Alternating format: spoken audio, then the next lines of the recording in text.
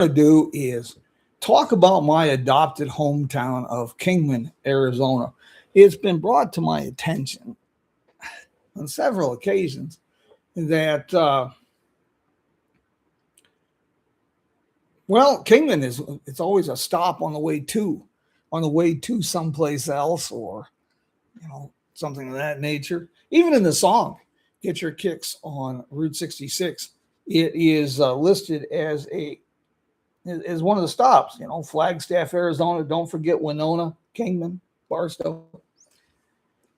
So I thought, let's talk a little bit about Kingman, why it should be more than a stop, why it should be a destination, and why it is becoming known as a destination for Route 66 travelers and for fans of good food, outdoor bicycling. Uh, hey, good morning, Keith. Kingman is one of those special places, and it's becoming known as a destination. Let me talk a little bit about this, why Kingman, Arizona needs to be a destination. And since we mentioned Route 66 and Kingman's association with Route 66, let's start with this little book by Jack Rittenhouse from 1946. By the way, I'm working my way through the biography of Jack Rittenhouse. Fascinating read, and I'm going to have the author on with us in about 2 weeks. I think you're going to like that. But here's what we have. This little guidebook was published, like say, 1946. It's a very detailed guide. It didn't sell well in 46, but it's become very popular with Route 66 travelers today. And this gentleman in Michigan with his wife, Scott, and Chelsea Sheehan, they're trying to document every location in this book. Well, with that said, his book says, soon after leaving Hackberry, you leave Crozier Canyon and wind out into a great plain. That would be the Wallapai Valley, on which the road runs amazingly straight into Kingman. At 265 miles is the entrance to the Kingman Army Air Base, one of the greatest of our military training bases during World War II. The Kingman Army Airfield was part of Kingman's rich aviation history. It was one of the manifestations of that rich and colorful history. There's a lot of remnants. It's now an industrial park with some great attractions in its own right. Desert Diamond Distillery, an award-winning distillery with a old Western saloon style tasting room. They give tours of the distillery. They brought in a 1918 dining car that serves up some pretty great lunches. And, of course, Import Corners out there, too. And the Airport Cafe, we don't want to forget that. That's one Route 66 travelers would really love. But there's a lot of remnants from this Kingman Army Air Base, the Kingman Army Airfield. One of the few remaining World War II control towers is there. And under the tower, there's some monuments to some rather tragic training accidents took place during the war. And then if you go to the north side of Route 66, just a little dirt road, stay to the right, the road will go straight, but stay to the right and follow it along the fence line about a mile. You'll be surprised to find concrete pillboxes. This was the gunnery range. And if you wander the desert there and against the backdrop berms, you'll find just tons of spent shells and ammunition. After you leave the Kingman Army Air Base, according to Jack Rittenhouse, at 267 miles, you'll find a gas station, grocery store, and cabins where employees of the Kingman Army Air Base. When he wrote this, the Kingman Army Airfield was becoming a storage depot for military aircraft. By 1947, it became the largest storage depot of military aircraft in the world. Good morning, Maggie. And the place he mentions here, where there's a gas store and grocery, that was Logusville. That's mentioned on some sites. No, it wasn't much there. Me personally, there was a wrecking yard there when I was a young man, and I bought my first pickup truck there, a well-used 1942 Chevrolet. And then he gets into talking about Kingman, and this is where we'll start this morning. And if you have any questions, please chime in. If you'd like to call in, you can do that too. But if you have any questions, just let me know. Kingman, population 2,200. The hotels were the Beale, the Brunswick, and the Commercial. The Beale and the Brunswick are still here. Neither are acting as hotels. Both have a very, very interesting history. The Brunswick Hotel was built about 1907, and that is where Edsel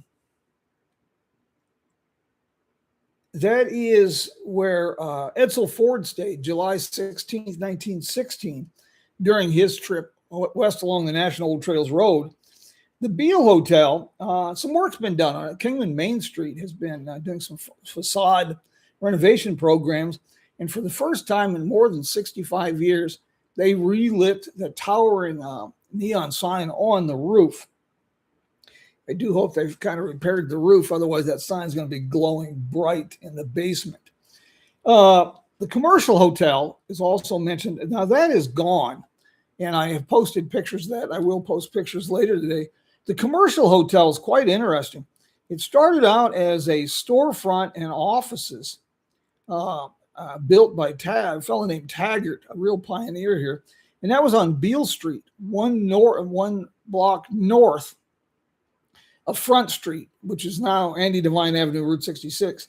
And when the Mojave County seat was moved to Kingman, that hotel, that building became the first courthouse, Mojave County Courthouse in Kingman. And then when Taggart built a bigger place and the courthouse was built up on Spring Street, the Commercial Hotel was moved around the corner to Front Street, National Trails Road, later Route 66. It was tore down sometime in early 1950s. And Jack Rittenhouse here in this book, he also mentions several motels, the Akron, which is gone, the Arcadia, which is still here, surprisingly. It's a pre-war motel from about 1939. It's pretty much a resort complex. And it's undergoing intermittent work. It's got a very, very uncertain future, to say the very least.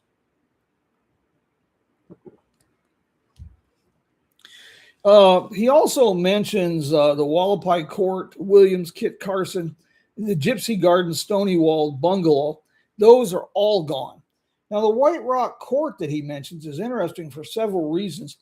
It's now a private residence, but it is a very rare pre-war auto court with the garages between the rooms.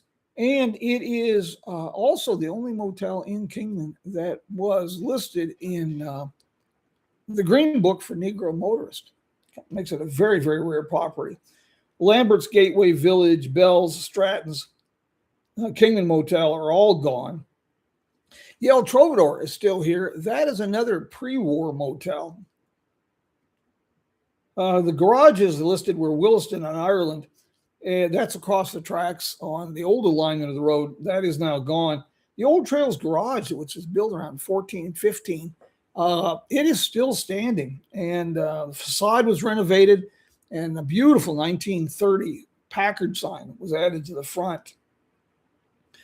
Going east.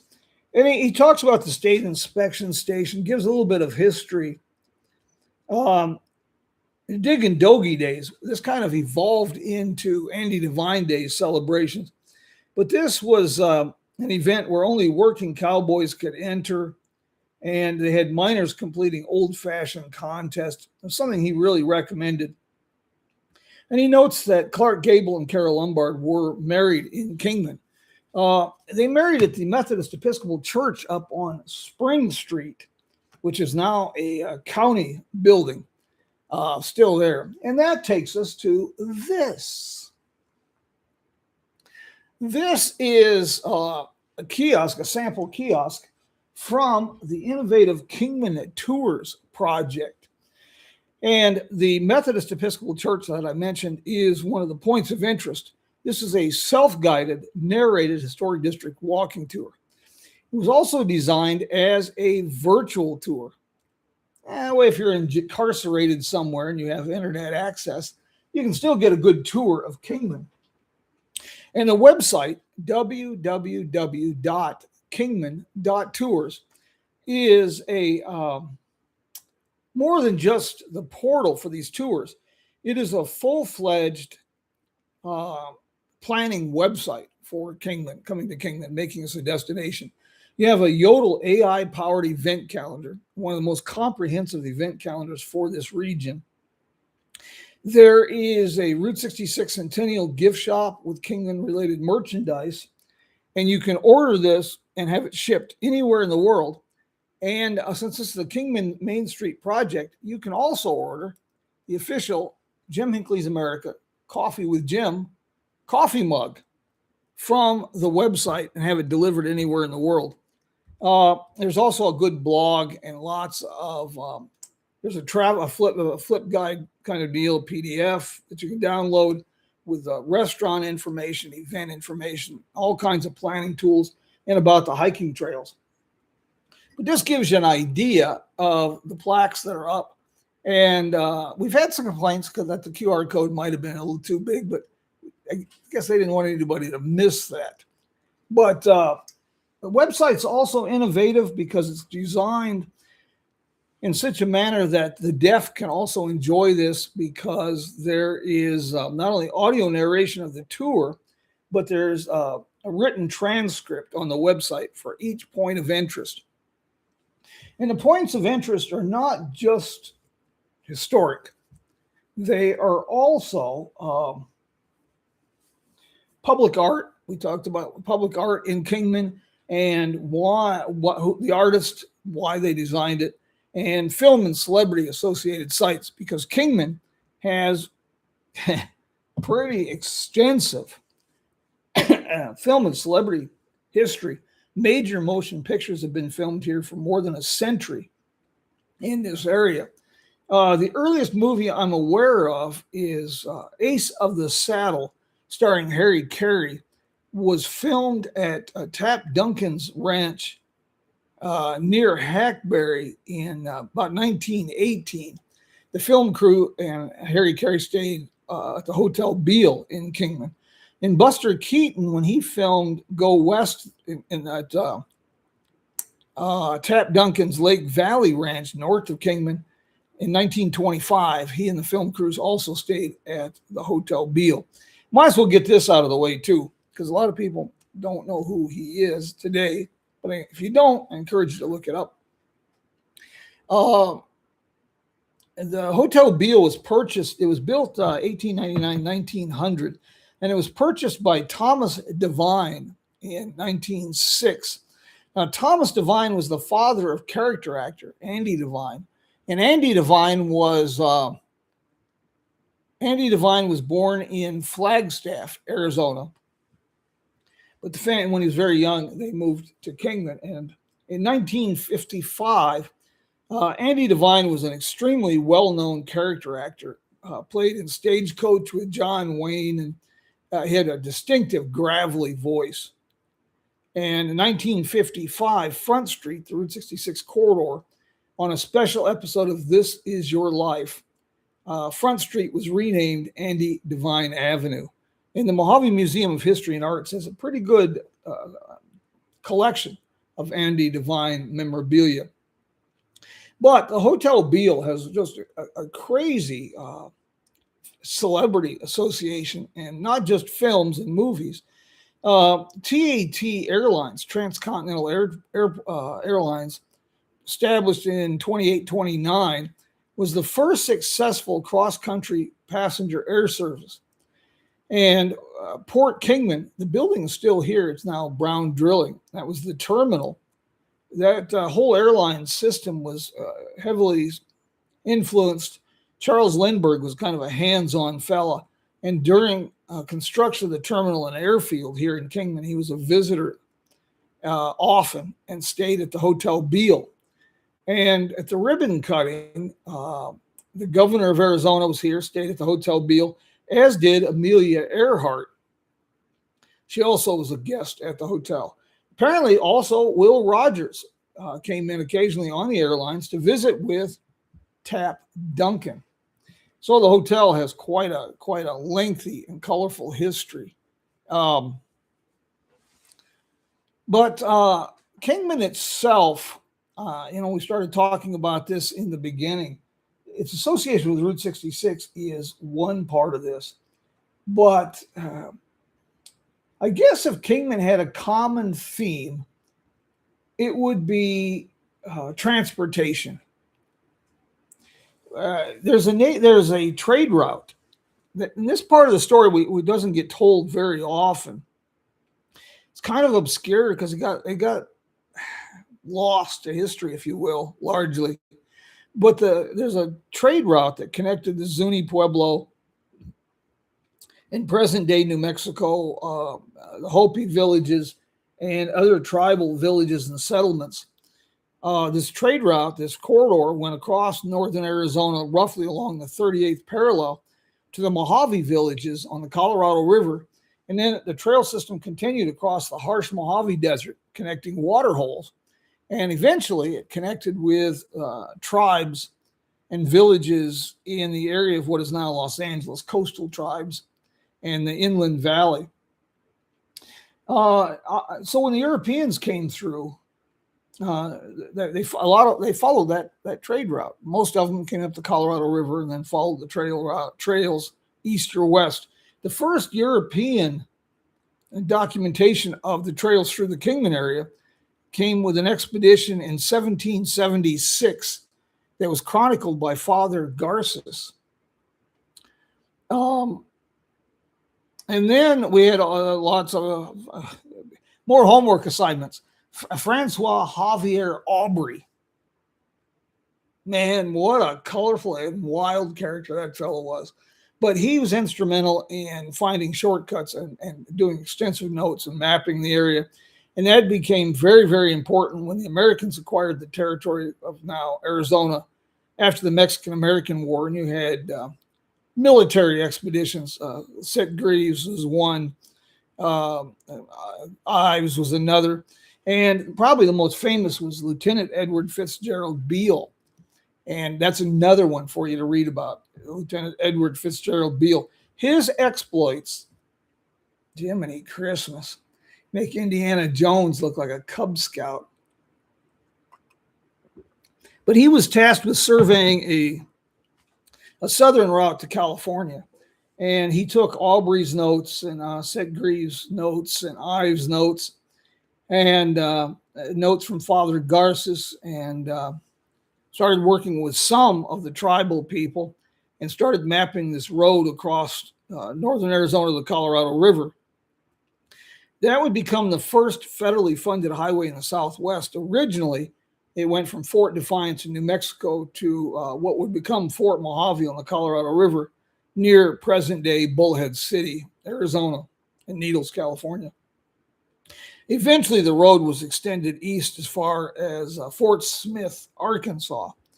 And if it wasn't enough of a challenge to survey a wagon road across the desert, he was also tasked with testing the viability of camels for military transport. And the fellow who authorized that, Secretary of War, he made a career move shortly after this. The Beale expeditions were 1857, 1858. And the Secretary of War, a fellow named Jefferson Davis, made a career move and became president of the Confederate States of America at the end of in the 1860s. Whoops. And then with the Beale Wagon Road, another road was established. The Colorado River became a major transport corridor for bringing supplies into the Arizona territory. The river ports, Hardyville and some of the others, became very important. There was a road connecting Hardyville and Fort Mojave with the territorial capital at Prescott. That also came through the Kingman area by Beale Springs, Atlantic Springs, Johnson Canyon.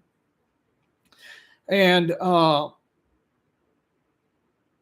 so the railroad followed this Beale Wagon Road a lot. The Atlantic and Pacific came through 1881.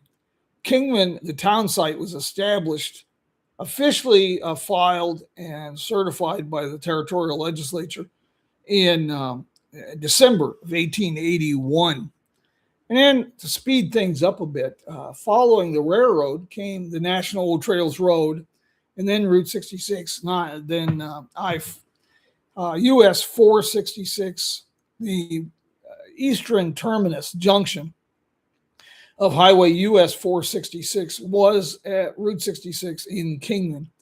And then Highway US 93, I-40, now I-11. And I've mentioned some of the aviation history. So transportation figures prominently in the Kingman story. Kind of gives you a basis of why I think you need to do more than just pass through Kingman. I think that's one reason you need to make it a destination. And again, plan your trip using Kingman Tours. And when you get here, start with Kingman Tours down at the Depot Plaza. It's a great place. Now, let's talk about places to stay while you're in Kingman. I got two for you, downtown in the historic district. The first is Tin Can Alley. They're on Airbnb. I just met with Tim and Lenora last night. Passionate, ambitious visionaries is all I can tell you about these two. Tin Can Alley is a very, very unique lodging experience on Route 66. In fact, it's called Tin Can Alley on 66.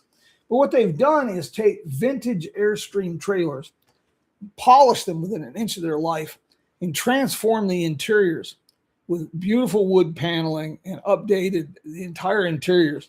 So you have the illusion of 1950s type roadside lodging, but with all the modern amenities.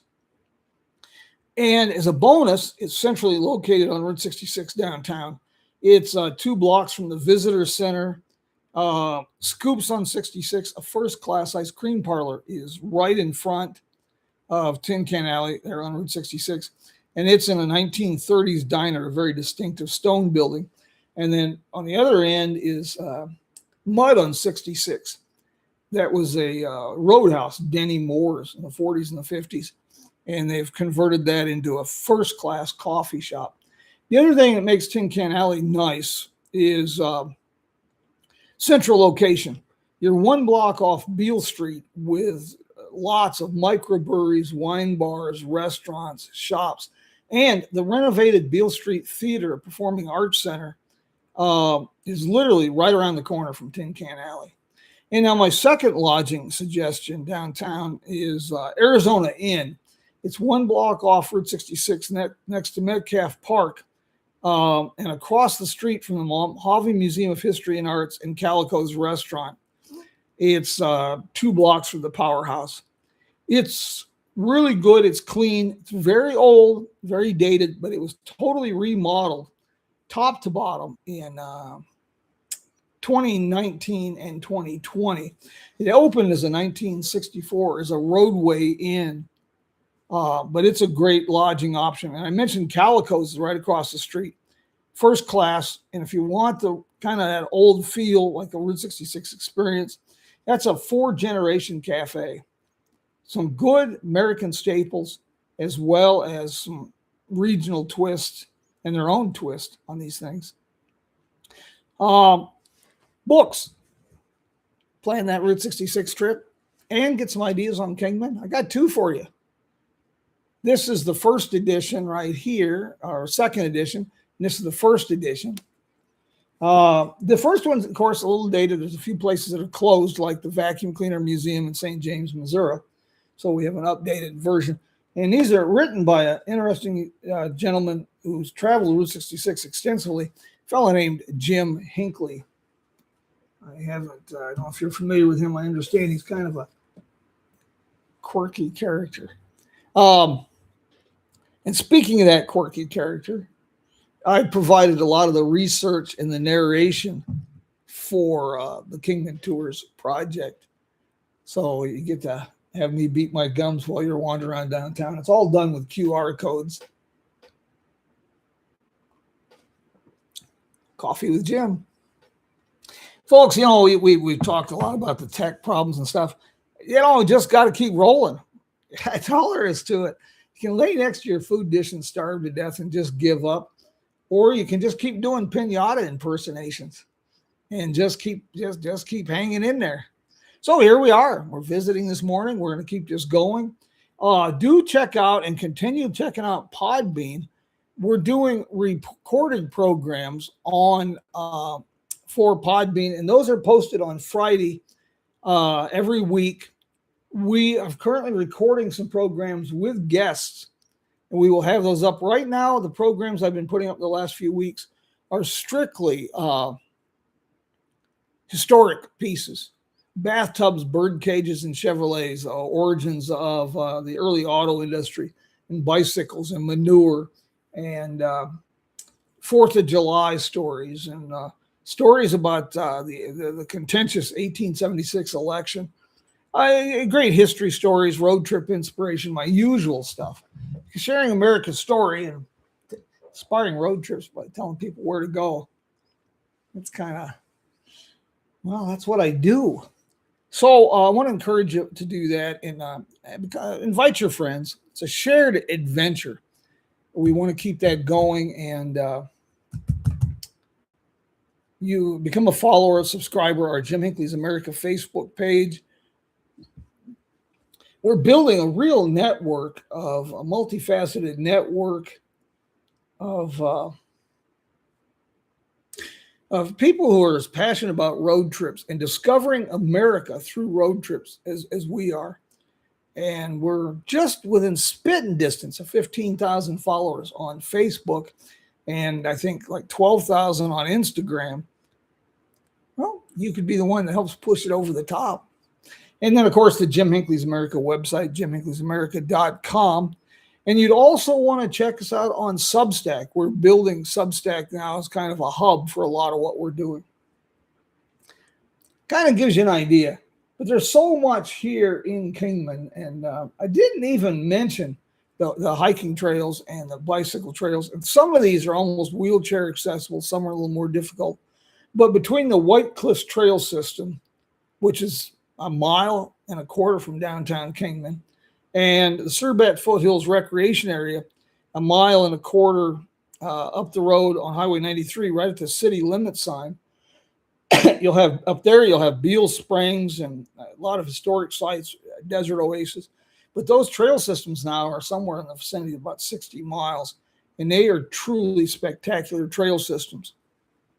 Don't worry about trying to beat the heat if you come out here to Kingman. We're not as bad as the river country as far as heat. And just 12 miles up the road, you have Wallapai Mountain Park, which is a pine forested oasis in a sea of desert. You're up 8,000 feet in the mountains. It's amazing that really deep pine forest, deer and elk. There's a nice lodge, restaurants, cabins, and miles of hiking trails. We're getting us back on an even keel, guys. It's taken a lot longer than I liked. Obviously, I'm not afraid of embarrassing myself or looking bad. You know, the secret is to just keep going, keep moving forward, keep trying, and trying to find ways to encourage people, and not just the road trips, but encourage people to keep trying, I guess is what I'm talking about. Coming up on Podbean, our history channels, like I said, we've got some great recorded guests coming up. We're going to be doing some live streams with phone calls here. We'll be doing interviews with guests on YouTube via phone call. That's coming up. I have got some great stories of inspirational people I'm going to be sharing on Podbean in the very near future.